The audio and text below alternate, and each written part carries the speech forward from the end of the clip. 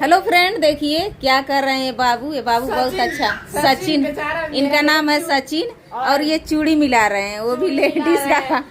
और बहुत अच्छा मतलब साड़ी ओड़ी पहन के, बहुत अच्छा साड़ी पहन के डांस भी करते हैं। इनका हम डांस देखे हैं। अच्छा, हाँ, बहुत अच्छा साड़ी पहन के, चूड़ी उड़ी सब कुछ। हो गया इनका ना?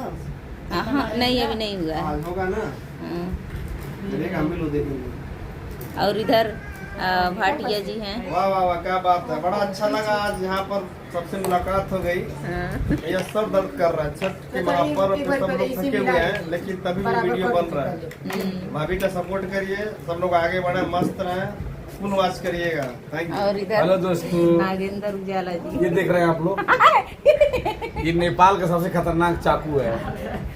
तो आप सभी को बहुत बहुत और धन्यवाद। इधर मैं हूँ जो कैमरा पकड़ा हुआ है।